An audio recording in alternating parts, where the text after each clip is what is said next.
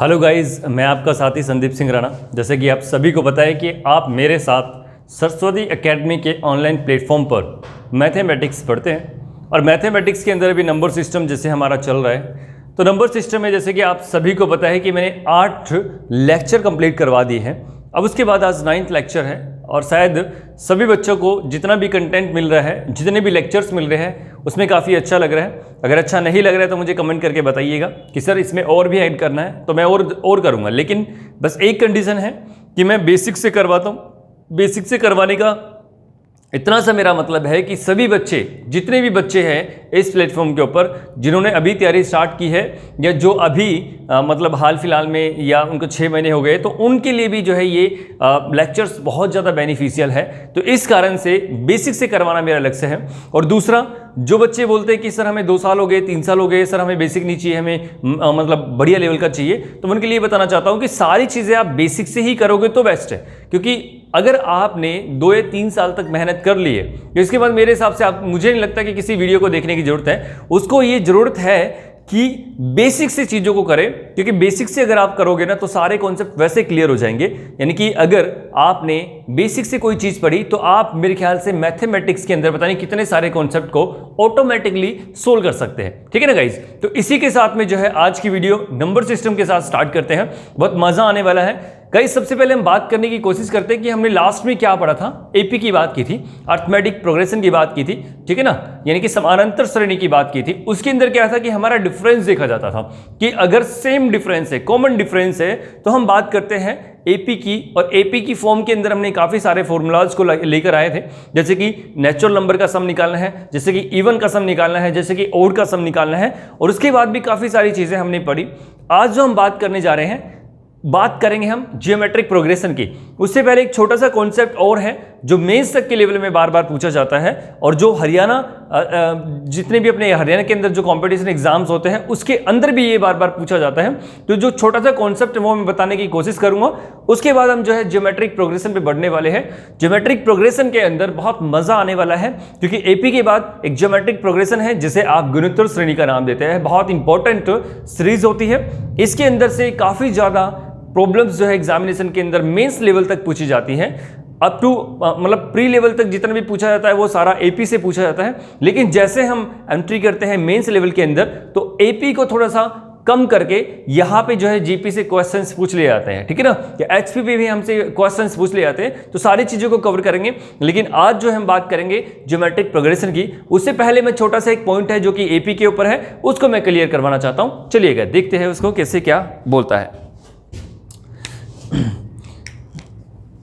Guys, जो मैं concept समझाने जा रहा हूं ना, बिल्कुल इजी कॉन्सेप्ट है, आपको बिल्कुल अच्छे से समझ में आने वाला है। आपको अगर एक बार वीडियो समझ में ना आए तो उस वीडियो को 2 बार देखिएगा, आपको जरूर समझ में आएगा कि मैं क्या करवाना चाहता हूं।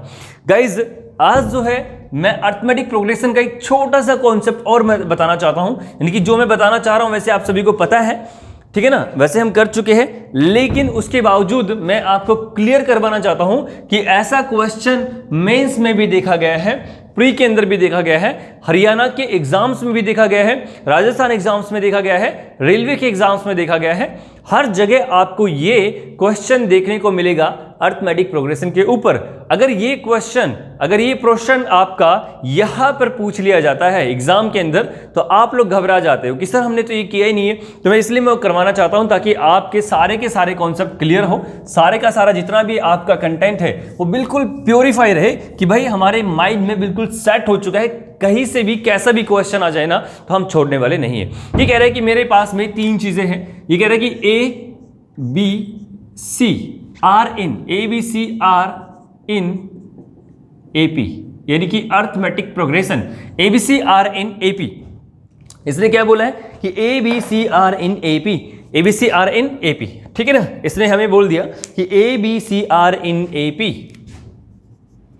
अब देखिए गाइस, इसमें क्या चीजें इसने बोला है, ठीक है। अब इसमें बोला क्या है इसमें बताने की कोशिश में क्या कर रहा हूं वो आपको समझने की बहुत ज्यादा आवश्यकता है। मैंने बोला कि यहां पे आपके पास में एक ए है, एक बी है, एक सी है, जो कि किसके अंदर है, जो कि आपका एपी के अंदर है, यानी कि अर्थमेटिक प्रोग्रेशन के अंदर है। किसमें है ये? आपका अर्थमेटिक प्रोग्रेशन के अंदर है, अर्थमेटिक प्रोग्रेशन के अंदर आपका है ये, ठीक है ना, अर्थमेटिक प्रोग्रेशन के अंदर है आपका, ठीक है। इसमें क्या बोलने की कोशिश की है और क्या ये समझाने की कोशिश कर रहा है, वो मैं आपको बताने की बात बता रहा हूं कि इस बेस पे कैसे कैसे क्वेश्चंस आपसे पूछे जाते हैं। गाइस ये कह रहा है कि जो आपका बीच वाला नंबर होता है ना, क्या होता है, जो बीच वाला नंबर होता है इन दोनों के सम का एवरेज, यानी कि इन दोनों का जो ये दो नंबर a प्लस सी का एवरेज होता है, ठीक है ना। a प्लस सी का क्या होता है, एवरेज होता है। जो ये बीच वाला नंबर है ना b, ठीक है ना, जो ये बीच वाला नंबर है b, ये a प्लस सी का एवरेज होता है। क्या होता है, a प्लस सी का एवरेज होता है। मैंने दोबारा से बताने की कोशिश की, क्या अगर आपके पास में a और यहां पे b और यहां पे c दे दिया जाता है, और ये किस चीज में दे दिया जाता है आपको, ये दे दिया जाता है आपको AP के अंदर। किस में दे दिया जाता है, ये AP के अंदर। तो हमेशा एक बात का ध्यान रखना है कि जो b होता है ना गाइज, जो ये b होता है वो हमेशा क्या रहता है, ये जो b होता है वो क्या होता है, हमेशा a प्लस c का एवरेज होता है। a प्लस c का एवरेज होता है, यानी कि जो मिडल वाला नंबर होता है, यानी कि जो मिडल वाला नंबर होता है वो फर्स्ट और लास्ट टर्म का एवरेज होता है, ठीक है ना। क्या मैं समझाने की कोशिश कर रहा हूं, आपको अच्छे से लिखना है। ये कह रहे हैं कि जो मिडल वाली टर्म होती है ना हमारे पास में, और यहां पे मिडल वाली टर्म कौन सी है आपकी बच्चों, यहां पे आपकी मिडल वाली टर्म b है। और b क्या कहना चाहता है कि जो b वाली टर्म है ना अपने पास में, मिडल वाली टर्म, वो किसके बराबर होती है, वो हमेशा a प्लस सी के एवरेज के बराबर होती है। यानी कि a प्लस सी बटा में दो नंबर है ना, a और c दो है, तो इसलिए मैंने 2 से डिवाइड किया, और हमेशा इसको क्या बोलते हैं, एवरेज बोलते हैं। तो यहां पे जो मैंने बोला कि जो b होता है वो क्या होता है, a प्लस सी बाई 2, यानी कि एवरेज होता है, ठीक है ना गाइज। तो दिक्कत नहीं है, कब होता है, जब a b c किस में है, AP के अंदर है, अर्थमेटिक प्रोग्रेशन के अंदर है। अब गाइज आप बोलोगे सर ये आया कहां से है, तो मैं वो भी बता देता हूं कि कैसे आया है, किस तरीके से ये यहां पे सोल्व हमने किया है। देखिए गाइस उसके बाद मैं आपको क्वेश्चन बताने वाला हूं कि इसके ऊपर कैसा क्वेश्चन ये पूछ लेता है, ठीक है ना। एक क्वेश्चन बताऊंगा जो मेंस लेवल तक आया हुआ है। यहां पे देखिएगा मैंने क्या किया, b में से एक माइनस किया, यानी कि इसमें से एक, हमेशा क्या करते हैं कि इसमें से माइनस करता हूं ना मैं, तो मैंने कर दिया b माइनस a, ठीक है ना, इक्वल टू डाल दिया c माइनस b। डाला कि नहीं डाला, आप सभी को समझ में आया ये कैसे किया मैंने, कि भाई जो मेरे पास में a b c है ना, तो b में से मैंने a को माइनस किया, b में से मैंने a को माइनस किया, फिर मैंने नेक्स्ट टर्म में से प्रीवियस टर्म को माइनस किया, c में से b को किया, c में से b को माइनस किया, इक्वल टू रख के। अब इस b को मैं इधर लेके आता हूं तो मेरे पास में क्या हो जाता है, 2b हो जाता है, और यहां पे क्या हो जाता है, ये a प्लस सी हो जाता है, a प्लस सी हो जाता है। क्यों, माइनस का है उधर जाके प्लस का हो जाता है, और ये ऑलरेडी प्लस का है, तो a प्लस सी।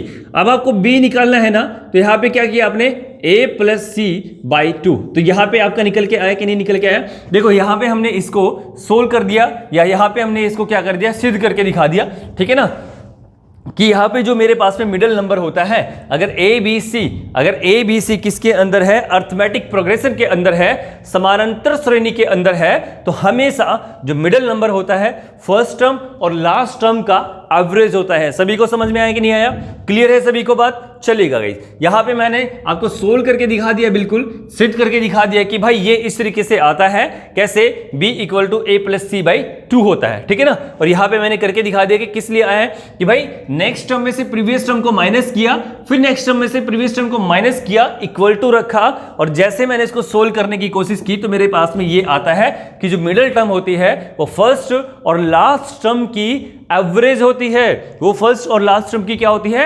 एवरेज होती है। तो आपको समझ में आया। अब मैं यहां पे क्वेश्चन लिखने जा रहा हूं गाइज, आप सभी को उसका आंसर प्रॉपर वे के अंदर देना है, जैसे हमने यहां करने की कोशिश की है, आपको आंसर बताना है कि कैसा क्वेश्चन, किस तरीके से उसका आप आंसर दे सकते हैं। चलिए गाइज बताइएगा।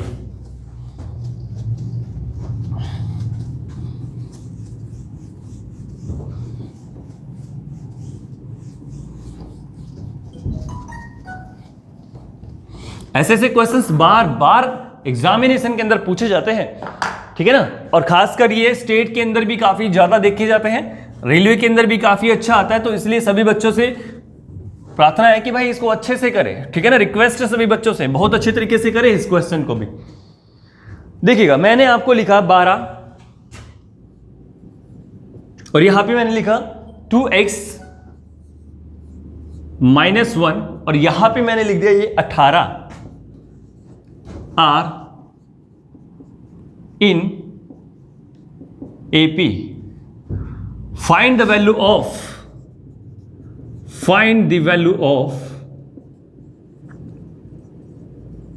x। Find the value of x। आपको सभी को यह बताना है कि इसके अंदर x की वैल्यू क्या है। अगर आपके पास ये क्वेश्चन आ जाता है गाइस, तो आपको ये क्वेश्चन बताना है कि कैसे सोल्व कर सकते हैं। अगर आपने कॉन्सेप्ट को नहीं पढ़ा है तो इसका मतलब है कि ये क्वेश्चन आपका 2 नंबर खत्म कर देगा, यानी कि आपके समझ से पार है, क्योंकि आपको पता है कि अगर इसका कॉन्सेप्ट पता है तभी इस क्वेश्चन को कर सकते हैं, अदरवाइज ये क्वेश्चन आप नहीं कर सकते।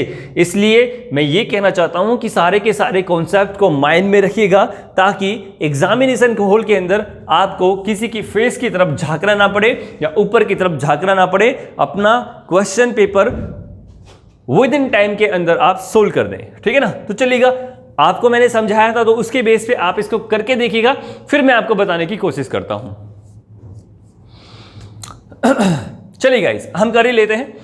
इसमें मैंने आपको क्या बताया कि यहां पे मेरे पास में अगर ये क्वेश्चन आपको दे दिया जाता है, ये मैंने आपको दिया कि कह रहे कि मेरे पास में 3 टर्म है, यहां पे ये ए है, यहां पे ये बी है और यहां पे ये सी है, और ये कह रहे हैं कि ये जो है ना एपी के अंदर आपको प्रोवाइड की गई है, और फिर कह रहे हैं कि find the value of x। अब आपको x की वैल्यू जो है फाइंड आउट करनी है। किसकी वैल्यू फाइंड आउट करनी है? x की वैल्यू को आपको फाइंड आउट करना है। इस x की वैल्यू को आपको फाइंड आउट करना है।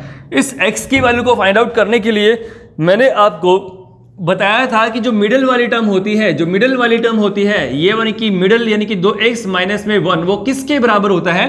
फर्स्ट नंबर और ये लास्ट नंबर की एवरेज के बराबर, यानी कि 12 प्लस में 18/2 इसके बराबर होता है कि नहीं होता है। अब मैंने यहां से निकालने की कोशिश की, 2x minus 1 equal to will be the क्या 15 आएगा क्या, क्योंकि मैंने इसको काट दिया, 12 और 18 30 होता है, और 2 से डिवाइड करता हूं तो मेरे पास में 15 आता है। उसके बाद जैसे मैंने बात करने की कोशिश की नेक्स्ट स्टेप में, तो मेरे पास में क्या आया, यहाँ पे 2x है इक्वल टू, यहाँ पे एक इधर गया तो मेरे पास में 16, और x की वैल्यू मैंने निकालने की कोशिश की तो मेरे पास में कितनी आई, यहाँ पे 8 आई। तो सभी बच्चों का आंसर क्या 8 आया है क्या? x की वैल्यू यहाँ पे आपकी 8 है। अगर आपका कॉन्सेप्ट क्लियर है तो आपका क्वेश्चन हो जाएगा, अगर आपका कॉन्सेप्ट क्लियर नहीं है तो आपका क्वेश्चन अटक जाएगा। इसलिए कॉन्सेप्ट का क्लियर करना आपके लिए बहुत ज्यादा इंपॉर्टेंट है। उसके बाद हम आगे बढ़ने की कोशिश करते हैं। सभी को समझ में आया कि नहीं आया? पक्का? श्योर? आगे बढ़े, देख लीजिए, कभी बाद में प्रॉब्लम हो। एक क्वेश्चन आपके लिए मैं दे देता हूं, चलिएगा, एक क्वेश्चन आपके लिए मैं दे देता हूं।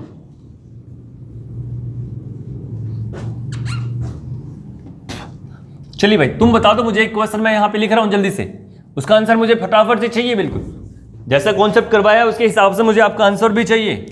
देखिएगा, मैंने लिख दिया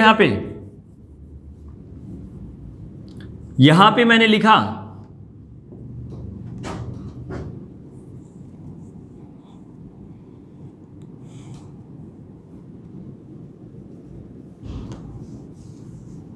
यहां पे मैंने आपको लिख दिया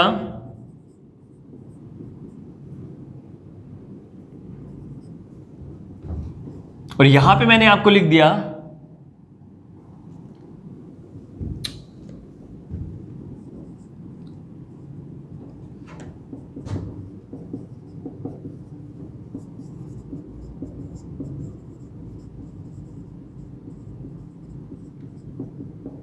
बताइएगा गाइस, इसका आंसर कितना है? ठीक है ना, मैंने आपको लिखा 48, फिर लिखा मैंने 3x + 3, उसके बाद 54 are in AP, find the value of x। अब आपको बताना है कि इसकी वैल्यू कितनी होगी।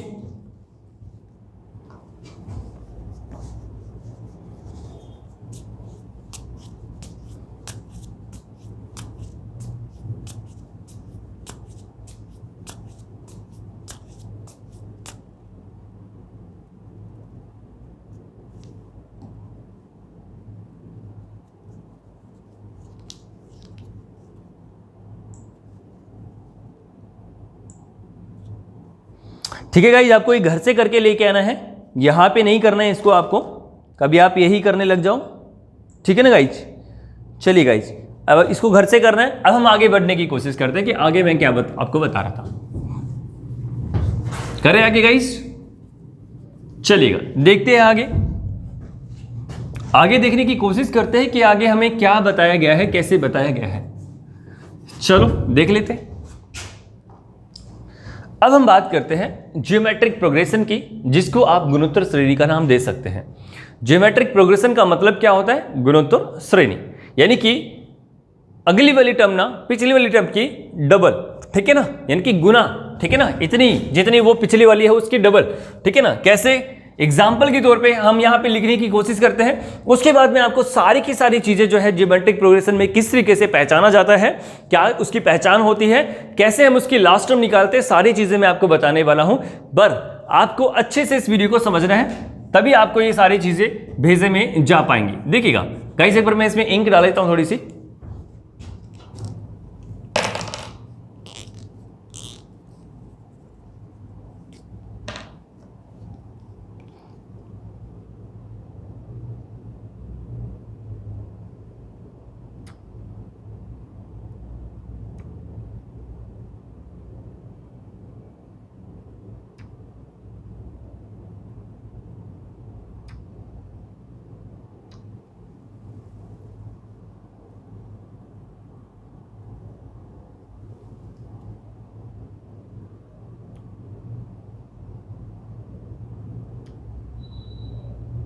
चलिए गाइस देखते हैं, इसमें इंक इसमें रिफिल हो गई है। अब हम आगे बढ़ते हैं।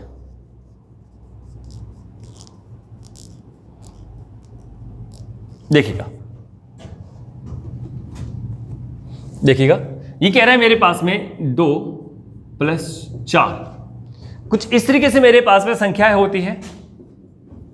8 प्लस में 16 प्लस में 32 and this is so on to nth term तक मेरे पास में है। This is so on to nth term तक, और इसमें फाइंड आउट भी आपको क्या करना है, nth टर्म आपको जो है फाइंड आउट करनी है। गाइस एक बात बताइएगा, अपने अर्थमेटिक प्रोग्रेशन में पढ़ा था, तो उसमें आपने क्या पढ़ा था कि सभी के बीच में ना कॉमन डिफरेंस होता है, ठीक है ना, सभी के बीच में कॉमन डिफरेंस, यानी कि कॉमन डिफरेंस का मतलब है कि समान अंतर होता है, राइट। अब इसके अंदर थोड़ा सा मैंने डिफरेंट कर दिया, क्या कर दिया है कि यहाँ पे डिफरेंस ना होके मैंने कुछ और बनाया। वो क्या बनाया मैं यहाँ पे देखने की कोशिश करता हूँ।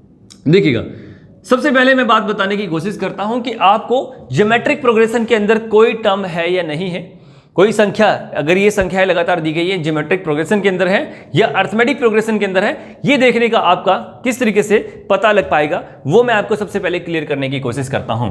देखिएगा गाइस, ज्योमेट्रिक प्रोग्रेशन की सबसे बड़ी पहचान, सबसे पहली पहचान जो होती है ना, वो ये होती है कि जो आपकी नेक्स्ट टर्म है ना, यानी कि जो आपकी अगली टर्म है, उसको पिछली टर्म से भाग देने पर, ठीक है ना, यानी कि जो आपकी नेक्स्ट टर्म है ना, उसको प्रीवियस टर्म से जब आप भाग देते हो, ठीक है ना, यानी कि नेक्स्ट टर्म को जब प्रीवियस टर्म से आप भाग देते हो, ठीक है, तो रेशो हमारा जो है, इनकी कॉमन रेशो अगर सभी में समान आ रहा है ना, क्या आ रहा है, कॉमन रेशो सभी में समान आ रहा है, तो इसका मतलब है कि वो टर्म ज्योमेट्रिक प्रोग्रेशन के अंदर है। किसमें है? ज्योमेट्रिक प्रोग्रेशन के अंदर है। कैसे गाइस, मैं आपको बताने की कोशिश करता हूं एग्जांपल के तौर पे। क्या है, जैसे कि मेरे पास में अगली वाली टर्म कौन सी है, ये, और पिछली वाली टर्म कौन सी है, ये, तो 4 बटा मैंने क्या किया, 2 किया। अब अगली वाली टर्म मेरे पास में 8 है और पिछली वाली कौन सी है, 4 है, तो 8 बटा में मैंने 4 किया। उसके बाद में कह रहे हैं कि 16 अगली वाली है और 8 पिछली वाली है, 16 बड़ी 8 मैंने किया। उसके बाद 32 है और 32 किससे पिछली वाली कौन सी है, 16 है, तो इससे डिवाइड किया और ऐसे ही चलता रहा। अगर आप यहां से काटने की कोशिश करते हैं, तो मेरे पास में कितना निकल कर आता है सभी के अंदर, यानी कि कॉमन रेशो मेरे पास में यहां पर क्या आया है, यहां पर मेरे पास में जो कॉमन रेशो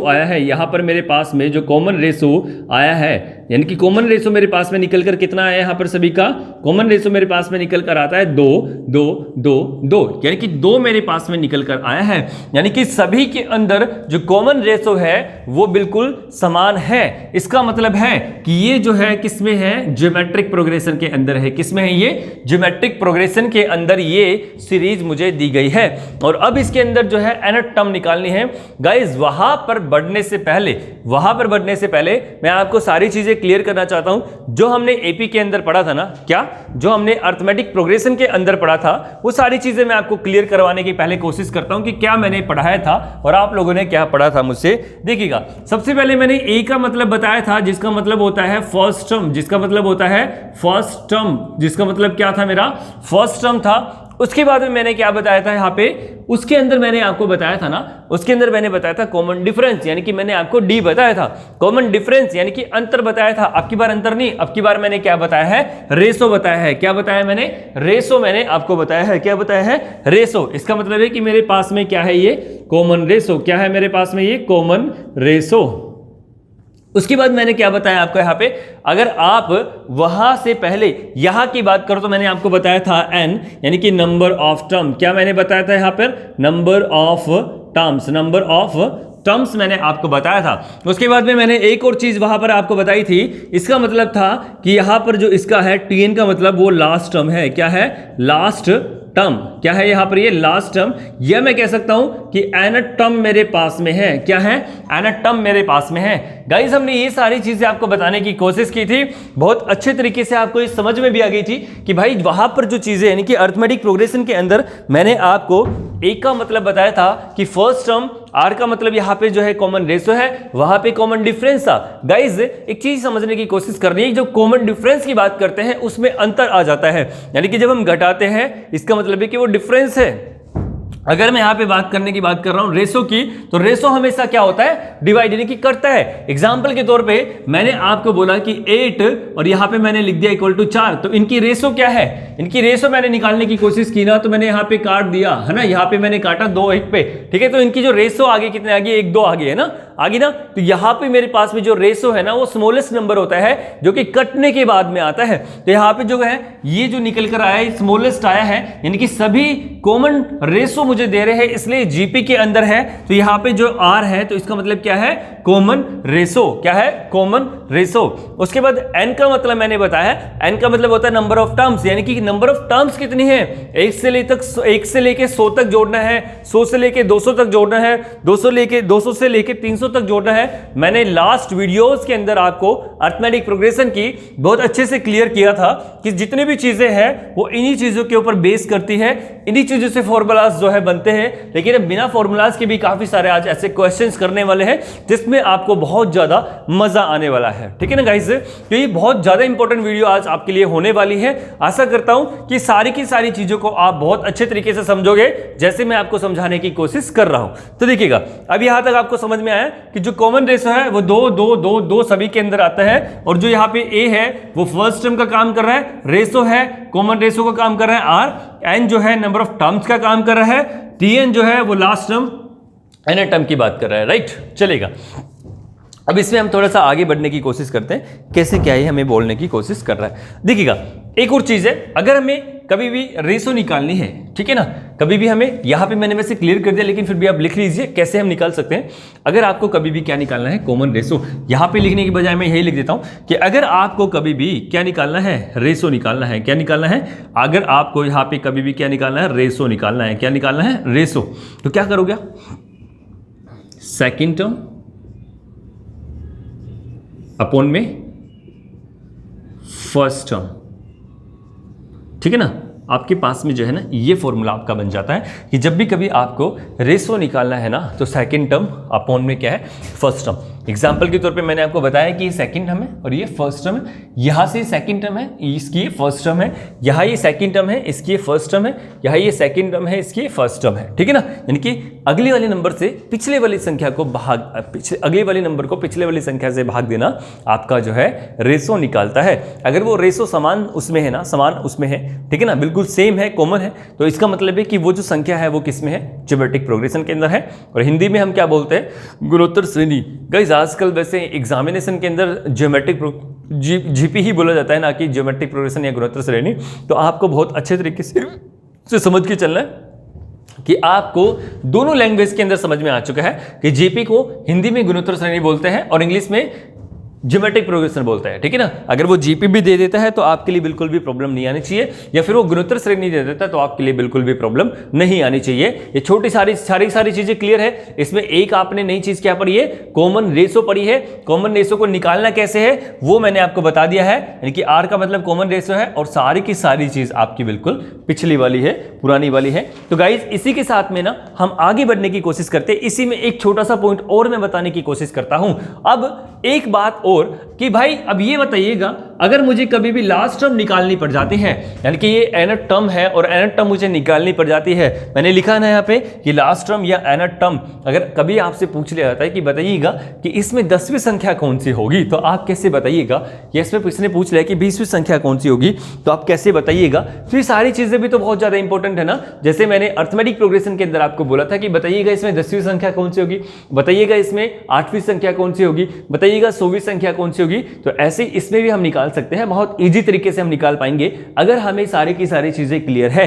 तो अगर मैंने कभी भी यहां पे tn को निकालने की कोशिश की, किसको, tn को अगर निकालने की कोशिश की, यानी कि लास्ट टर्म को निकालने की कोशिश की, तो अपने पास में जो उसका फॉर्मूला होता है वो क्या होता है, a इंटू आर, और r की पावर में n-1, r की पावर में n-1, a into R n-1, a into R की पावर n-1 मेरे पास में जो है निकल कर आता है। यानी कि इससे जो है आप कोई भी सम निकाल सकते हैं। इससे जो है अगर आपके पास में ज्योमेट्रिक प्रोग्रेशन है, ये केवल और केवल लास्ट टर्म निकालने का है, आपको भी जोड़ना नहीं है कि भाई सम निकालना है सभी एक से लेके, यानी कि यहां से लेके यहां तक का मुझे सम निकालना है, नहीं, सम का हम आगे करने वाले हैं। लेकिन जो अभी मैंने ये बताई है ये चीजें, ये आपकी लास्ट टर्म निकालने के लिए है। क्या है ये, लास्ट टर्म निकालने के लिए है। इसका मतलब है कि लास्ट टर्म, और लास्ट टर्म निकालने का फॉर्मूला क्या होता है, a इंटू आर की पावर n-1 आपके पास में रहता है। आप इससे किसी भी उसकी जो है जीपी की लास्ट टर्म को निकाल सकते हो, फाइंड आउट कर सकते हो।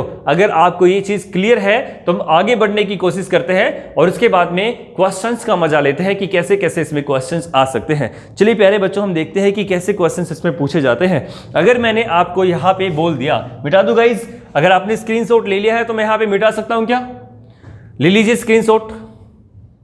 ओके गाइस, चलिएगा मैं आपको बताता हूं यहां पे कैसे क्वेश्चंस यहां से पूछे जाते हैं।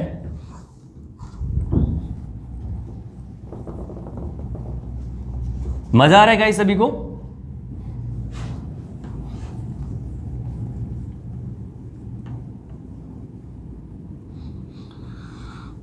चलिए गाइस देखते हैं इसमें कैसे क्वेश्चंस हमसे पूछे जा सकते हैं।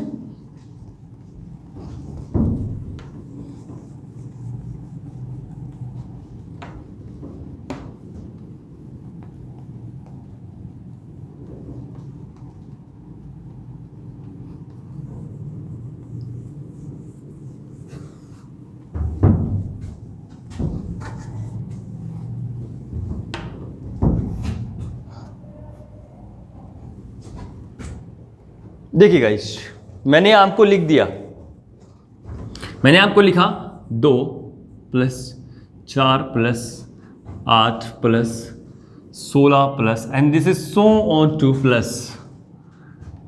आपको यहां पे जो है मुझे बताना है टेनथ टर्म बतानी है। क्या बताना है मुझे? टेनथ टर्म मुझे जो है फाइंड आउट करनी है। Find the tenth term. अगर आपके पास में ये एक मतलब ऐसे दे दिया गया है, आपके पास में एक टर्म दे दी गई है 2, 4, 8, 16, और यहां पे आपको बताना कि इसकी 10वीं संख्या क्या होगी, यानी कि आपका लास्ट नंबर जो है ना 10वीं संख्या है वो क्या होने वाला है, ये आपको जो है सोल्व करके बताना है। और मैं आपको फॉर्मूला बता चुका हूं, आप आराम से जो है मुझे बता सकते हैं कि इसका आंसर क्या आएगा।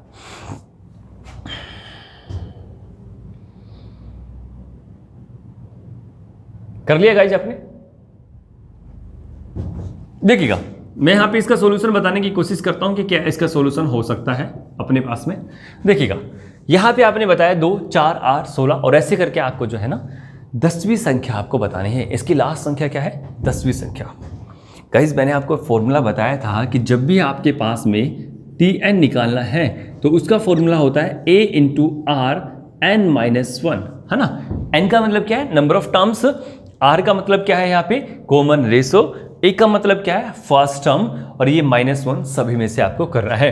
तो गाइस देखिएगा यहाँ पे 2 है, तो यहाँ पे आपका जो है फर्स्ट टर्म क्या है? a है। an की मेरे पास में कितना है 2 है, ठीक है ना।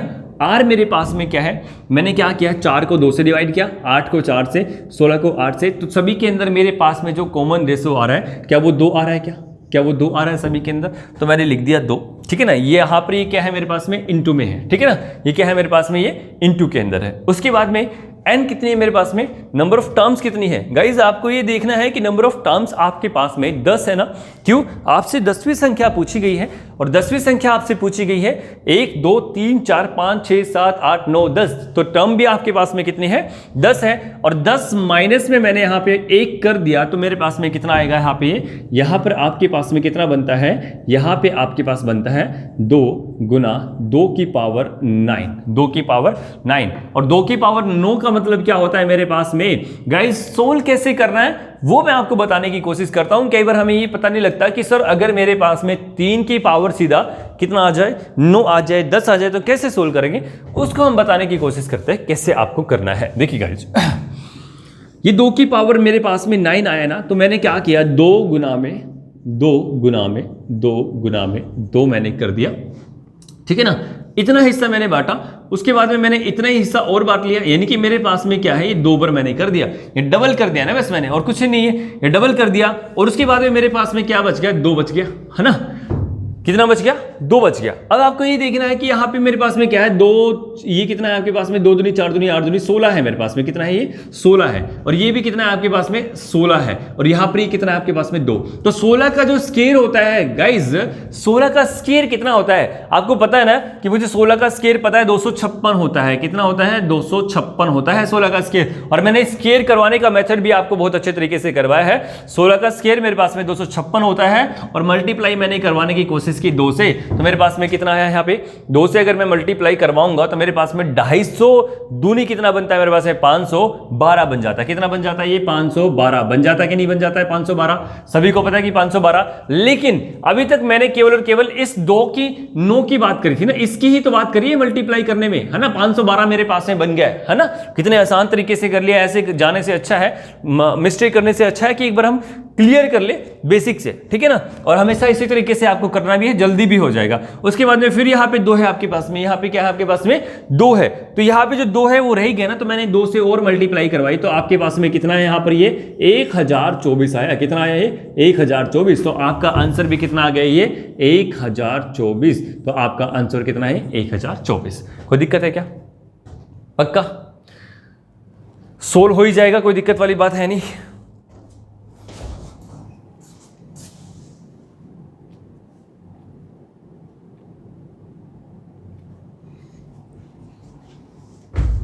आगे बढ़े, आगे बढ़े, पक्का चलिए आगे हम देखने की कोशिश करते हैं कि आगे क्या बोल सकते हैं। अब ये क्वेश्चन, एक क्वेश्चन और मैं करवा देता हूं, आपको अच्छे से क्लियर हो जाएगा, उससे अगले वाला क्वेश्चन आपको करना है, ठीक है गाइस, चलिएगा।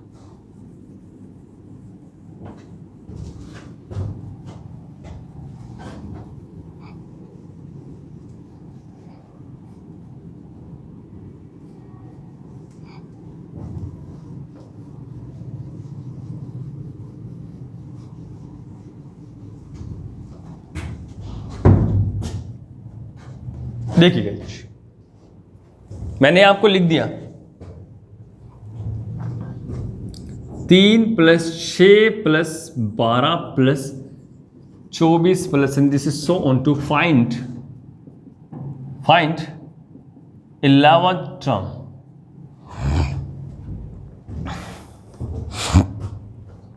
बताइए कितना आंसर आना चाहिए आपको, मुझे बताना है।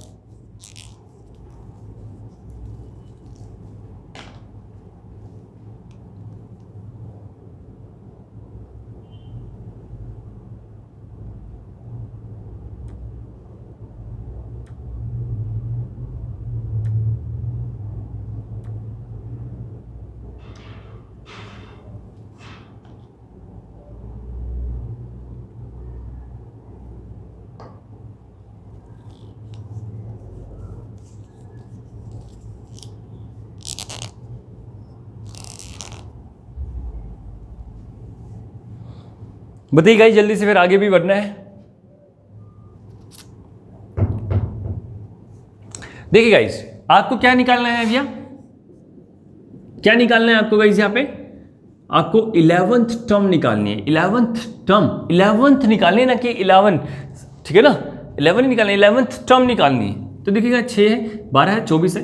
तो क्या आपको पता लग रहा है कि यहाँ पे अगर पिछले नंबर से डिवाइड करोगे तो आपके पास में यहाँ पे जो है कॉमन रेशियो कितना आएगा आपके पास में, आर कितना आएगा यहाँ पे आपका 2 आएगा। कितना आएगा आर यहाँ पे इसका 2 आएगा। तो आपकी फर्स्ट टर्म क्या है, ए क्या है आपका 3 है ना, और यहाँ पे आपका कॉमन रेशियो कितना है, सभी का 2 आया है, तो 2 आ गया मेरे पास में।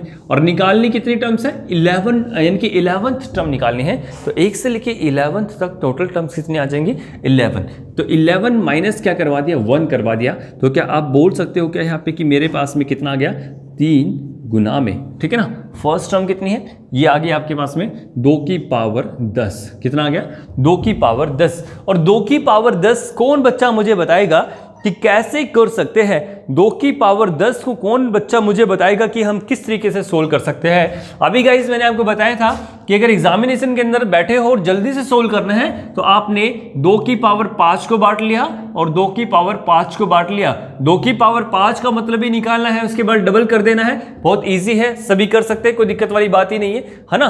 तो आप आराम से कर सकते हैं कि नहीं कर सकते, पक्का कर सकते हो। देखिएगा कैसे कर सकते हैं, बता भी देता हूं मैं। ये कह रहा है कि मेरे पास में क्या है, 2 गुना में 2 गुना में 2 गुना में 2 गुना में 2, 2 दूनी 4 दूनी 8 दूनी 16 दूनी 32, और 32 का स्क्वायर कितना होता है, 32 का स्क्वायर कितना होता है, मैंने आपको बताया ना कि 2 दूनी 4, 2 तिया 6 और 6 दूनी 12 का 2 और 1 हासिल गया, 3 तिया 9 और 1 10। मेरे पास में कितना होता है, 1024 होता है। क्या होता है, 1024। क्यों, क्योंकि देखिएगा यहाँ पे ये संख्या मैंने निकाल ली इतनी सी और उसके बाद में क्या कर दिया, इसी का स्क्वायर कर दिया, या देखिएगा इसी का तो स्क्वायर किया ना मैंने, इसी से तो मल्टीप्लाई करनी है ना, तो बस इसका स्क्वायर कर दो। जैसी भी संख्या मेरे पास में आती है उतने निकाल के उसके बाद में जो भी टर्म्स बचती है उसके बाद फिर वापस मल्टीप्लाई कर दो। तो मैंने 1024 निकाल लिया अपने यहाँ की 2 की पावर 10 कितना होता है, 1024। तो 3 गुना में 1024 का मतलब क्या होता है, 3072 मेरा आंसर आ जाता है। किसी को कोई प्रॉब्लम है तो मुझे बता सकता है अपना हाथ खड़ा करके कि सर मुझे यहाँ पर ये प्रॉब्लम है, आप मुझे दोबारा से समझा दीजिए। मैं बिल्कुल समझा दूंगा। आप चाहे मुझसे 1000 बार पूछोगे, 1000 बार बोलोगे तो 1000 बार करवाऊंगा, लेकिन कंडीशन एक है कि आपको मेरा पूरा साथ देना पड़ेगा। आपको बार बार ये बोलना पड़ेगा कि सर समझ में आ गया है। जहां भी बैठे हो आप मुझे बताओ कि आपको समझ में आया है कि नहीं आया है। कॉपी पेन लेके बैठो ताकि आपका सारा कॉन्सेप्ट अच्छे से क्लियर हो सके। ठीक है गाइस, अब एक क्वेश्चन मैं आपको देने की कोशिश करता हूं। अब आपको बताना है ये क्वेश्चन ठीक है कि नहीं है। दे दे क्वेश्चन आपको, चलेगा, दे दे, लिखिएगा। एक क्वेश्चन आपके घर के लिए है, ये क्वेश्चन यहां नहीं करना, आपको घर करना है।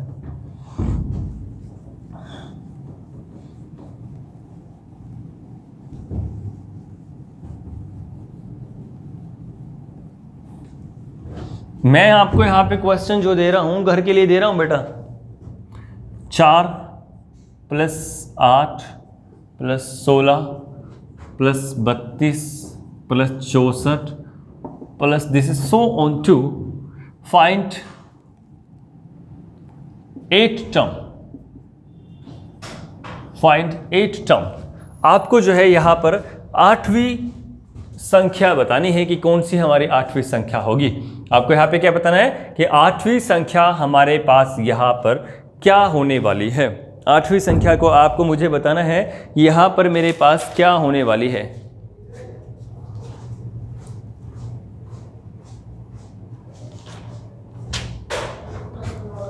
ये आपका घर से करने के लिए मैंने दिया है। अब उसके बाद में हम आगे बढ़ने की कोशिश करते हैं। आगे कैसे कैसे टाइप के क्वेश्चंस पूछे जा सकते हैं और आपको किस तरीके से उनको आंसर देके सोल्व आउट करना है। तो चलिएगा मैं इसको मिटा देता हूं फटाफट से, फिर हम आगे की तरफ बढ़ने की कोशिश करते हैं कि आगे कैसा क्वेश्चन हमारे पास आ सकता है। देखिएगा इंपॉर्टेंट जो है ना, हम वही चीज़ करने की कोशिश करेंगे। इसके अलावा फालतू चीज़ें हम नहीं करेंगे, लेकिन करेंगे सारा बेसिक से, ताकि आपका सारा का सारा कॉन्सेप्ट क्लियर हो सके। देखिएगा कैसे हम आगे बढ़ने की कोशिश करते हैं, यहाँ पे हम आपको बताते हैं। ये कह रहा है कि मेरे पास में अब कुछ ऐसे ऐसे बदमाशी करने वाले क्वेश्चंस दिए जाते हैं। हमें लगता है कि ये जीपी के अंदर है और हम उसको समझ ही नहीं पाते हैं कि जीपी के अंदर है भी या नहीं है, क्योंकि वो दिया इस तरीके से होता है, उसे हमें बनाना होता है जीपी के अंदर, उसके बाद हम इसका सोल्यूशन दे सकते हैं। लेकिन क्वेश्चन जीपी का है, लेकिन जीपी का तो कहीं नज़र ही नहीं आता। अब करते किस तरीके से, वो मैं आपको समझाने की कोशिश करता हूँ। देखिएगा, ये कह रहा है कि मेरे पास में अगर कोई भी क्वेश्चन ऐसा आ जाता है,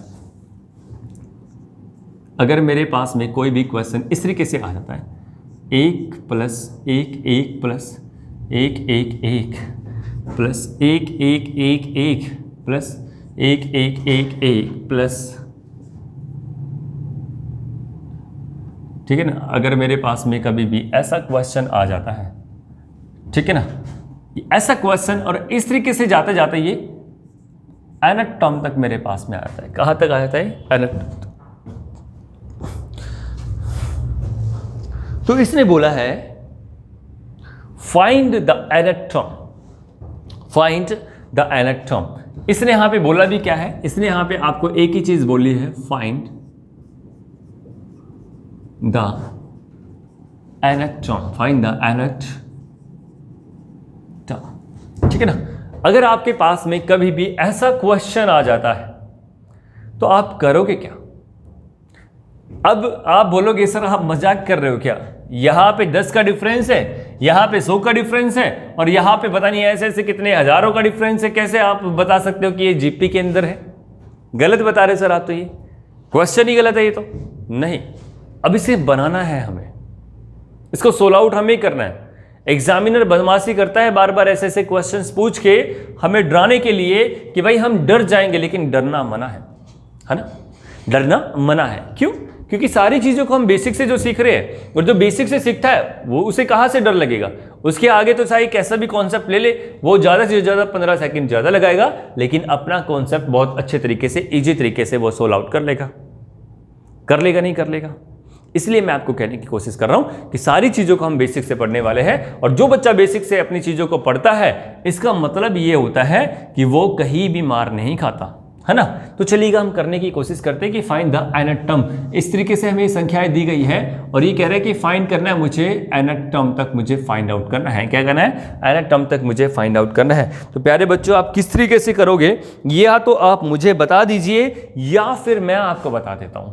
अब इसे कैसे करेंगे सोल्व, ये देखने की जरूरत है। अगर कभी आपके पास ऐसा क्वेश्चन आता है ना, तो आप इसको 9 से तो मल्टीप्लाई करोगे और 9 से ही डिवाइड करोगे। क्या बताओ कि अगर 9 से मल्टीप्लाई करोगे, 9 से डिवाइड करोगे तो कोई असर पड़ेगा? उसके बाद में आपको ये वाली टर्म्स को लिखना है। क्या है ये?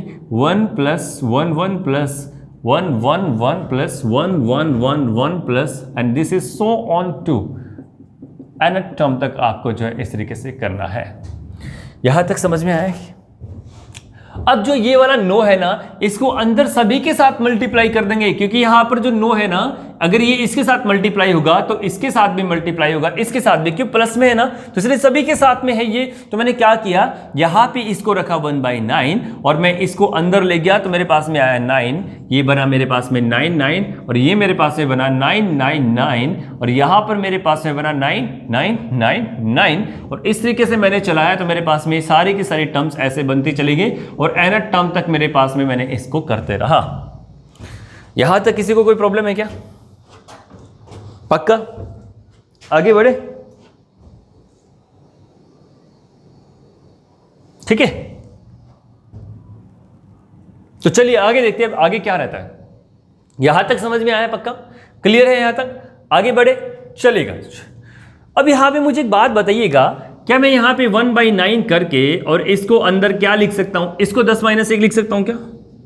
इसको मैं 10 - 1 से लिख सकता हूं कि नहीं लिख सकता हूं? और इसको मैं प्लस करके क्या लिख सकता हूं यहां पे 100 - 1, और प्लस करके मैं इसको क्या लिख सकता हूं 1000 - 1, और प्लस करके मैं इसको 10,000 - 1, और उसके बाद मैं इसको क्या लिख सकता हूं 1,00,000 - 1।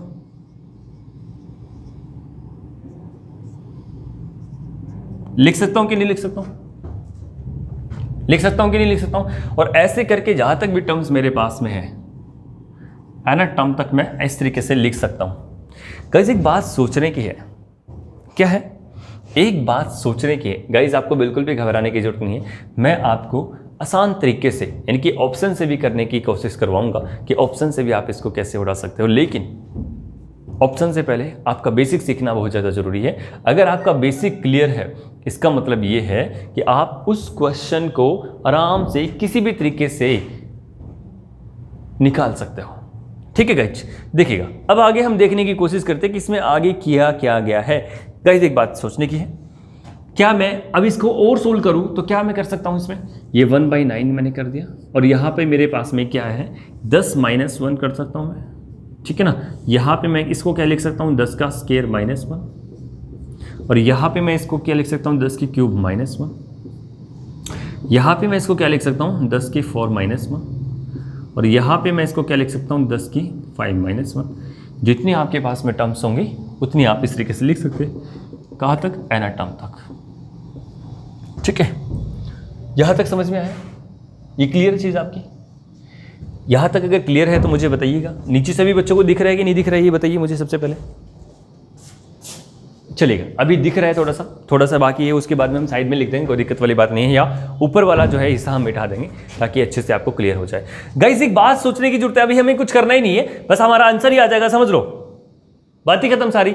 देखिएगा ये जो 1/9 लिखा है, ये 1/9 लिखा है, इसका मतलब क्या है, जैसे मैंने 9 को सभी के साथ मल्टीप्लाई करा था तो सभी के साथ डिवाइड भी होगा। इसका मतलब है कि 1/9 तो सभी के साथ में है, इसके साथ भी है, इसके साथ भी है, इसके साथ भी है, इसके साथ भी है, इसके साथ भी है और nth टर्म तक वो सभी के साथ है, nth टर्म तक वो सभी के साथ है। इसका मतलब कि 1/9 का जो रोल है वो एक के साथ नहीं है, वो सभी के साथ है। सभी के साथ है तो सभी के साथ पहले कॉमन लिख दिया। तो मैंने क्या किया, डायरेक्ट आंसर निकाल रहा हूं मैं इसका, ठीक है ना, बिना फॉर्मूले के आंसर निकालने की कोशिश कर रहा हूं। अगर आपके पास में nth टर्म तक का निकालने का कभी सिस्टम आता है जीपी के अंदर तो आप डायरेक्ट कैसे करोगे ऐसे क्वेश्चन के अंदर, वो मैं आपको बताने की कोशिश कर रहा हूं। और उसके बाद में और भी आसान तरीके से हम करने की कोशिश करेंगे, लेकिन यहां पर यह समझना जरूरी है कि कैसे किया है। देखिएगा यहां पे मैंने 1/9 सभी के साथ लिख दिया, लिखा कि नहीं लिखा 1/9 सभी के साथ में। अभी देखिएगा यहाँ पे 10 - 1 है और ये 10 का स्क्वायर है, यहाँ पे 10 की क्यूब है और यहाँ पे 10 की 4 है और 10 की 5 है। क्या यहाँ पे कॉमन रेशो, क्या यहाँ पे कॉमन रेशो, ये 10 है और यहाँ पे क्या है मेरे पास में, ये 10 का स्क्वायर और ये क्या है 10 की क्यूब है। यानी कि एक यानी कि आगे बढ़ता जा रहा है ना, मल्टीप्लाई यानी कि होता जा रहा है ना। यहाँ पे अगर मैं 10 की स्क्वायर को, यानी कि 10 की स्क्वायर कितनी होती है 100 होती है ना, और बटा में मैंने 10 से डिवाइड किया। अगर मैं 10 की क्यूब कितनी होती है 1000 होती है ना, और मैंने किससे 100 से डिवाइड किया 10 की स्क्वायर से। अगर मैं बात करूं मेरे पास में 10,000 है यहाँ पर ये, और इसको डिवाइड कर दिया मैंने 1000 से, तो यहाँ पे सभी से काटोगे तो आपके पास में कितना आ रहा है, यहाँ पर ये आ रहा है कि नहीं आ रहा है, 10 आ रहा है ना। यानी कि आपके पास में जो रेशो आ रहा है, आपके पास में जो रेशो आ रहा है वो 10 का आ रहा है कि नहीं आ रहा है, ठीक है ना। ये तो आपको मोटी मोटी बात मैंने वैसे बता दी है, लेकिन इतना भी करने की जरूरत नहीं है। क्या है, एक बात सोचने की जरूरत है। ये 10 की पावर 1 लिख लीजिए। देखिएगा 1/9 तो सभी के साथ है, मैंने लिख दिया 1/9 सभी के साथ है। समझ में बहुत ज्यादा इंपॉर्टेंट क्वेश्चन है, और यहां पर ये ऐसा क्वेश्चन है जो बार बार हमें फंसाता है, और कई बार इसके आंसर इतने बड़े बड़े होते हैं। लेकिन आपको डायरेक्ट भी करना सिखाऊंगा और आपको बेसिक से भी करना सिखाऊंगा। अगर ऐसा क्वेश्चन आए तो आप बेसिक से भी विदिन 10 सेकंड्स के अंदर आप उड़ा सकते हो, लेकिन बेसिक सीखना बहुत ज़्यादा जरूरी है। बेसिक के ऊपर इसलिए टाइम लगाया जाता है ताकि आपका सारा कॉन्सेप्ट अच्छे से क्लियर हो सके। अब देखिएगा गाइज, यहां तक आपने सीखने की कोशिश की ना, तो एक बात देखिएगा, ये 1/9 सभी के साथ मैंने लिख दिया 1/9 सभी के साथ। उसके बाद में ये 10 की पावर 1 है और ये 10 की पावर 2 है और ये 10 की पावर 3 है और 10 की पावर 4 है और 10 की पावर 5 है, और सभी में -1 -1 -1 -1 -1 है। जब आपको पता है कि 10 की पावर 1 है और फिर -1 है, 10 की पावर 2 है और फिर -1 है, 10 की पावर 3 है फिर -1 है, 10 की पावर 5 है फिर -1 है, तो nth टर्म आपको निकालनी है। तो क्या 10 की पावर n-1 नहीं लिख दोगे, क्या आप लिख दोगे, नहीं लिख दोगे, लिखोगे ना। कैसे, देखिए दोबारा देखिएगा आप, आराम से समझ में आएगा। ये कह रहा है कि 10 की पावर 1 है, 10 की पावर 1 है और फिर माइनस कर दिया 1। अगर पावर 2 होती तो क्या करते, 10 की पावर 2 -1 करते। अगर पावर 3 होती तो 10 की पावर 3 -1 करते। अगर पावर 4 है तो 10 की पावर 4 -1 किया। अगर पावर 5 है तो 10 की पावर 5 -1 किया। तो इसने nth टर्म तक पूछा है, nth पावर तक पूछा है, तो मैं क्या लिख सकता हूं कि 10 की पावर n, क्या मैं लिख सकता हूं कि 10 की पावर n-1 आपके पास में आंसर है। क्या आप लिख सकते हो 10 की पावर n-1 आपका जो है आंसर है? लिख दिया आपने आंसर। कोई क्वेश्चन थोड़ी ना था ये, है ना, बिल्कुल बेसिक से बताया, फॉर्मूले से भी बता दूंगा मैं कैसे आएगा, कोई दिक्कत वाली बात नहीं मुझे। फॉर्मूले में थोड़ा सा ये वाला जो स्टेप है मैं और एक्स्ट्रा बता दूंगा, लेकिन अभी जो आपको समझाने की मुझे कोशिश करनी थी वो यही करनी थी कि आपका डायरेक्ट आंसर कैसे आएगा। आपका ये आंसर डायरेक्ट क्यों आया, 10 की पावर 1 - 1 है, 10 की पावर 2 - 1 है, और निकालना है कहाँ तक है, nth टर्म तक निकालना है। तो 10 की पावर n, 10 की पावर n और -1, क्योंकि सभी के अंदर -1 हो रहा ना, तो 10 की पावर n - 1 डायरेक्ट आपके पास में ही आंसर आ गया। कोई दिक्कत है क्या, क्लियर है चीज, पक्का, आगे बढ़े। इसमें मैं आपको वैसे भी बता देता हूं, अगर फॉर्मूले के बेस पे अगर आपको करना पड़ जाए तो आप कैसे करोगे। अगर आप फॉर्मूले के बेस पे आप करना पड़ जाए तो आप कैसे करोगे गाइस। अगर मैं आपको फॉर्मूले के बेस पे बताऊं तो आपको कोई दिक्कत है क्या, बता दूं फॉर्मूले के बेस पे भी चलेगा, फॉर्मूले के बेस पे भी आप सीख लीजिए, इसका स्क्रीनशॉट ले लीजिए, मैं फॉर्मूले के बेस पे अभी बताने की कोशिश आपको कर रहा हूं। देखिएगा यहां पे, देखिएगा आपको मैंने बता दिया कि यहां पे जो r कितना है 10 है, ये 10 है, ये 10 का स्क्वायर है, 10 की क्यूब है 10 की। अगर पिछले वाले से आप काटते हो, मैंने इसको मान लिया है फर्स्ट टर्म, इसको मैंने सेकंड टर्म, इसको मैंने थर्ड, और ये सभी -1 मैंने अपनी तरफ से करवा रखे हैं, तो वहां भी मैंने -1 करना है, ठीक है ना। देखिएगा क्या किया मैंने, क्या करना है मुझे, यहां पर ये देखने की कोशिश करनी है।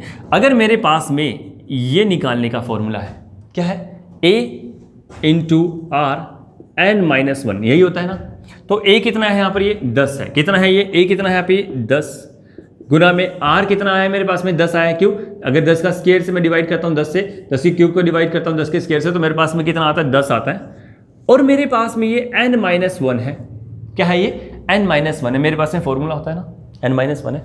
नंबर ऑफ टर्म्स कितनी है मुझे नहीं पता, nth टर्म तक मेरे पास में, तो nth टर्म मैंने यहाँ पे डाल दिया, nth टर्म तक मेरे पास में, nth टर्म मुझे फाइंड आउट करनी है, तो nth टर्म तक मैंने डाल दिया n - 1। तो क्या आप लिख सकते हैं, जब भी मल्टीप्लाई करते हैं तो पावर क्या हो जाती है, जुड़ जाती है। जब भी मल्टीप्लाई करते हैं सेम नंबर को तो पावर उनकी क्या हो जाती है, ऐड हो जाती है। तो मैंने क्या किया, 10 की पावर, क्या किया मैंने, 10 की पावर 1, ठीक है ना, प्लस n - 1 लिख दिया। कोई दिक्कत है क्या, पक्का, शो, आगे करने की कोशिश करें क्या, बोलो जल्दी से, यहां तक क्लियर है नहीं क्लियर है मुझे बताओ, क्लियर है ना।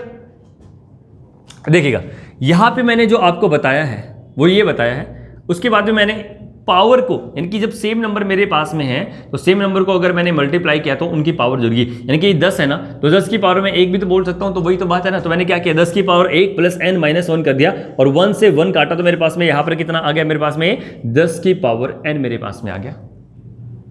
और ये सभी के अंदर कॉमन था, ये सभी के अंदर कॉमन था, तो मैंने रखवाया 1/9, और उसके बाद मैंने क्या किया, 10 की पावर n मेरे पास में आया लास्ट टर्म, और -1 सभी के अंदर है, तो मेरे पास में वापस यहां से भी आंसर निकाल दिया मैंने।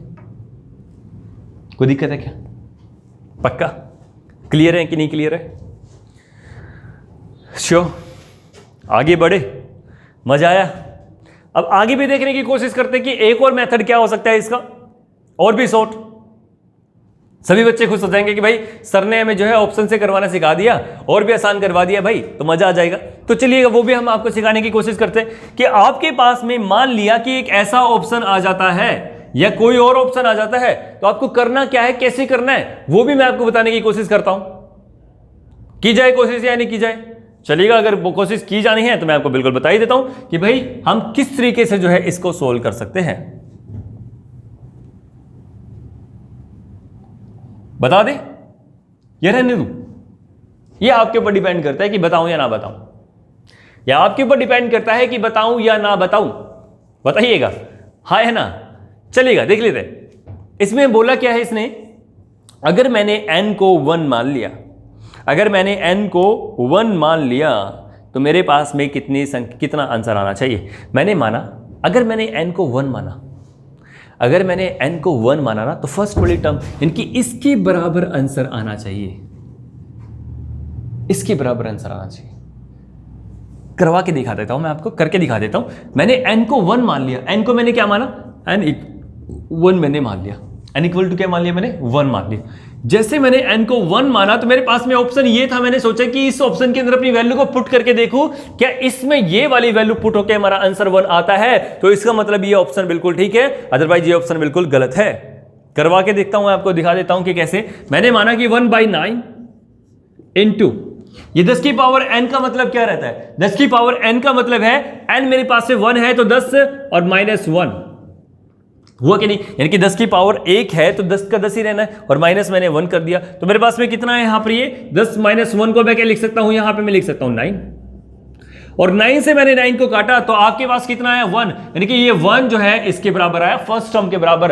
अगर आपने 1 माना है तो अगर आप 1 मानोगे तो आपकी फर्स्ट टर्म के बराबर आना चाहिए, यानी कि 1 आपके पास में पहली संख्या है ना, यानी कि a के बराबर आना चाहिए, तो आपका आंसर बिल्कुल राइट है, यानी कि वो ऑप्शन आपका बिल्कुल करेक्ट है। बताइएगा कोई दिक्कत है तो। अगर आपने n को 2 मान लिया, मैंने सोचा कि भाई अब की बार ना आपका n मैं 2 करवा देता हूं, तो बच्चे ये मत सोचना कि अगर 2 करवा दे तो अभी भी ये रहेगा, नहीं। अब सेकंड नंबर पे क्या आपका 11 है, क्या है सेकंड नंबर पे आपका क्या है, ये 11 है, ये सेकंड नंबर पे इवन नंबर पे है, ये सेकंड नंबर पे 11 है, तो आपकी बार आपका 11 आना चाहिए ऑप्शन से भी। कैसे, ये 1/9 है इंटू में 10 की पावर n मैंने क्या माना है, 2 माना है, क्या माना है मैंने, 2 माना है, तो मैंने क्या किया, यानी कि 10 की पावर को मैंने 2 किया और -1 किया, और 10 की पावर 2 मेरे पास में क्या होती है 100, और 100 में से मैंने 1 घटाया तो मेरे पास में आंसर कितना आता है 99, और 99 का मतलब है कि मैंने यहां से काटा तो मेरे पास में कितना है 11 आया कि नहीं आया, तो यहां पे ये 11 आया है, यानी कि ये 11 इसके बराबर आया है, यानी कि सेकंड टर्म आपने मानी तो आपका आंसर बिल्कुल ठीक है।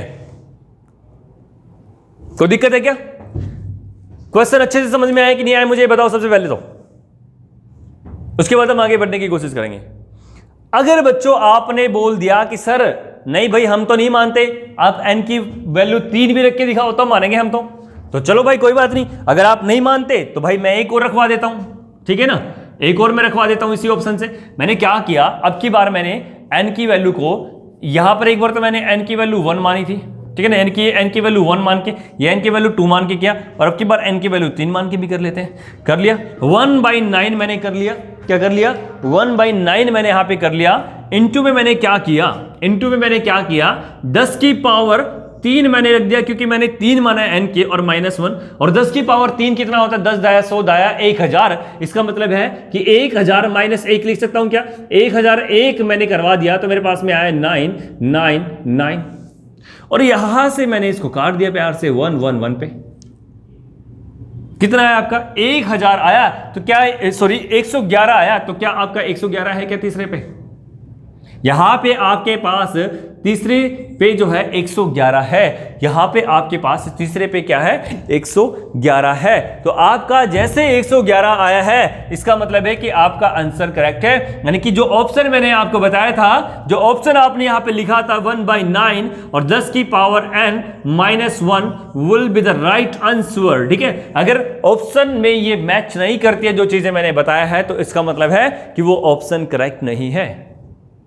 मैंने आपको 3 तरीके बताए गाइस, एक तो मैंने आपको डायरेक्ट बता दिया, इसके बाद मैंने आपको बताया है कैसे इसको फॉर्मूले के बेस पे बताया है, और तीसरा मैंने बताया है ऑप्शन के बेस पे, जो ऑप्शन आपके पास में है, यानी कि ऐसे ऐसे आपके पास में ऑप्शन मिलेंगे, उसमें n की वैल्यू को रखवाना, अगर 1 रखा है तो ये वाला आंसर आना चाहिए, 2 रखा है तो ये वाला आंसर आना चाहिए, n की वैल्यू 3 रखिए तो ये आना चाहिए, n की वैल्यू 4 रखिए तो ये आना चाहिए, n की वैल्यू 5 रखिए तो ये आना चाहिए। अच्छे से समझ में आया होगा। अब आपके लिए दे दूं मैं फटाफट से क्वेश्चन, एक क्वेश्चन दे दूं मैं फटाफट से आसान सा आपके लिए, चलेगा। अब आपके लिए मैं दे रहा हूं, अब आपके लिए मैं दे रहा हूं, ठीक है ना, चलो करके दिखाओ मुझे, बेसिक से करके, उसके बाद मुझे तीनों मेथड से जो है आपको करके दिखाना बहुत अच्छे तरीके से, फिर मानूंगा कि आप सभी को जो है ये चीजें बहुत अच्छे से क्लियर हैं।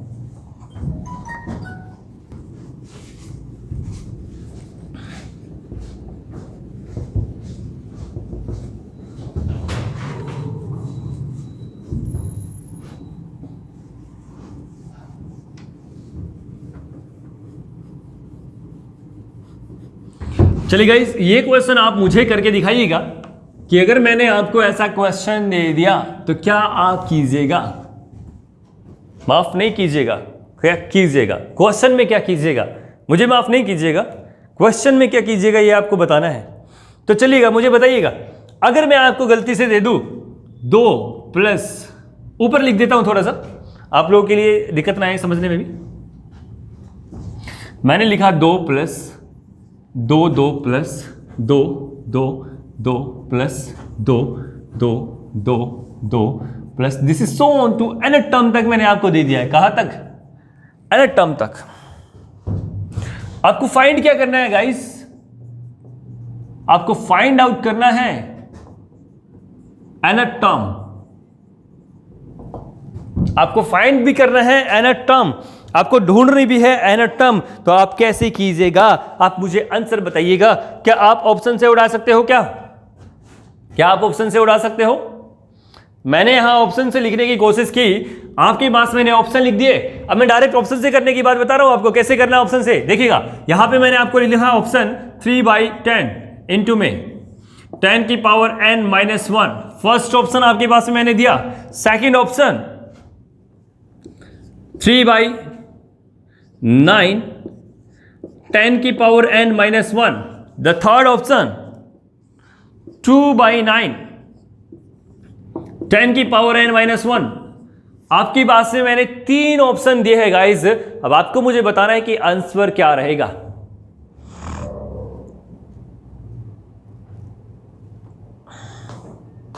तीन ऑप्शन आपके पास है गाइस, आपको मुझे आंसर बताना है।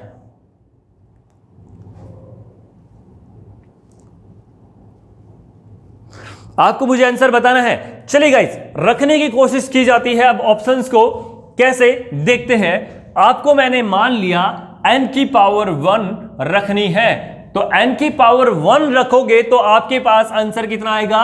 2। अगर आपने n की वैल्यू को 1 रख दिया, इसका मतलब है कि आपके पास आंसर भी 2 आना चाहिए। अगर आपने n की वैल्यू को 2 रखा तो इसका मतलब है कि आपके पास आंसर कितना आना चाहिए? 22 आना चाहिए। दोनों से हम करने की कोशिश करेंगे, लेकिन मैं सबसे पहले ऑप्शंस में आपको रखवाने की कोशिश करता हूं कि आपके पास आंसर कैसे आएगा।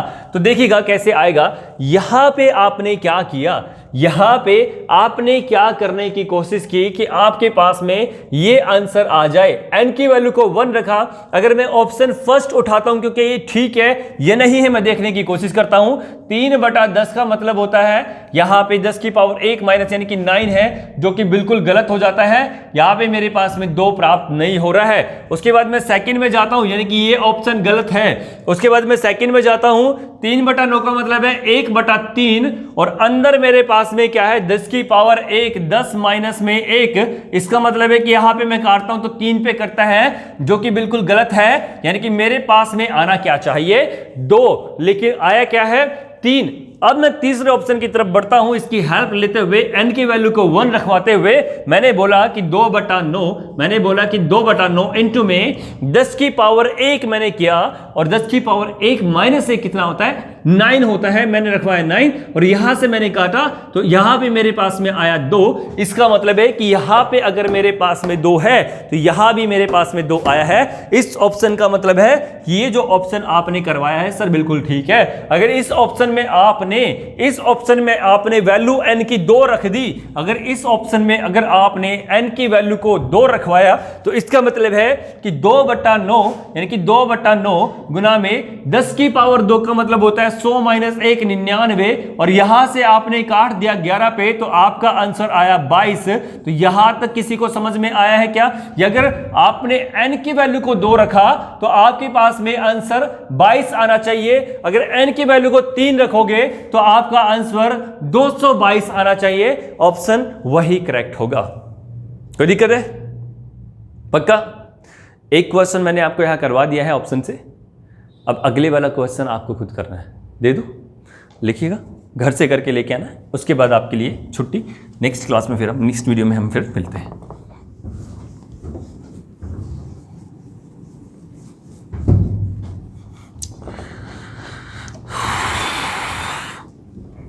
दम लगता है गाइस, दम लगता है वीडियोस बनाने में। लाइक भी कर दिया करो यार, थोड़ा सा शेयर कर दो ताकि सभी लोगों का जो है इसमें बेनिफिट हो सके। मार्केट में धूम मचानी है, धूम, ठीक है ना। ये सरस्वती एकेडमी का जो प्लेटफॉर्म है ना, जितना ज़्यादा हो सकता है आप फैला दो इसको, जितना ज़्यादा फैला सकते हो। मज़ा आने वाला है सभी को, इतना मज़ा आने वाला है कि ज़िंदगी में कभी किसी को मज़ा आया नहीं होगा, है ना। चलेगा, देखते हैं। देखिएगा, मैं आपको क्वेश्चन लिख रहा हूँ भाई, मैं आपको क्वेश्चन लिख रहा हूँ भाई, बताना है आपको।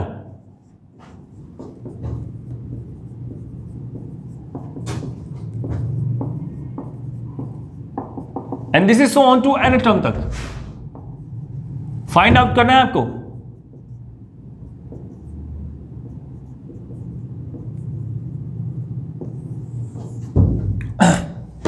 ऑप्शन दे रहा हूं मैं आपको, दे दूं।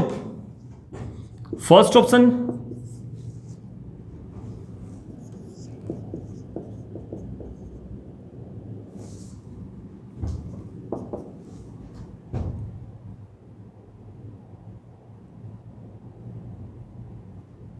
सेकेंड ऑप्शन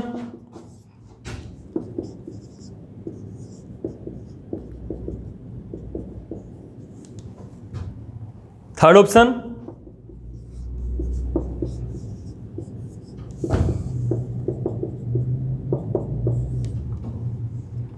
ठीक है ना। तो आपके पास ये तीन ऑप्शन है गाइस, तीन ऑप्शन आपको मैंने दिए हैं। आपको बताना है कमेंट बॉक्स के अंदर कि इसका आंसर क्या है, इस क्वेश्चन का आंसर क्या है। मजा आने वाला है, ट्रस्ट में बहुत ज्यादा एंजॉय करने वाले हो अगर आपको ये क्वेश्चन समझ में आ गया है। बेसिक से आपको बहुत अच्छे से समझ में आ गया है, कोई दिक्कत वाली बात है नहीं, ठीक है। तो चलिए गाइस, आज के लिए इतना काफी है। आप सभी का बहुत बहुत धन्यवाद करते हैं कि इस वीडियो में आप लास्ट तक बने रहे। जिन्होंने भी ये लास्ट तक वीडियो देखी है उनके सिलेक्शन में कहीं ना कहीं 4 चांद लगने वाले हैं, कहीं ना कहीं उनका सिलेक्शन और भी आसान होने वाला है, क्योंकि जो बच्चा रेगुलर और कॉन्टिन्यूसली पूरी वीडियोस को देखता है उसमें कहीं ना काफ़ी सारी ऐसी चीज़ें होती हैं जो हमारा बेस तो क्लियर करती है, साथ में एक एडवांस लेवल भी क्लियर करती है कि हमें कैसे क्वेश्चंस को करना चाहिए। आज के लिए इतना काफ़ी है। आप सभी का बहुत बहुत धन्यवाद।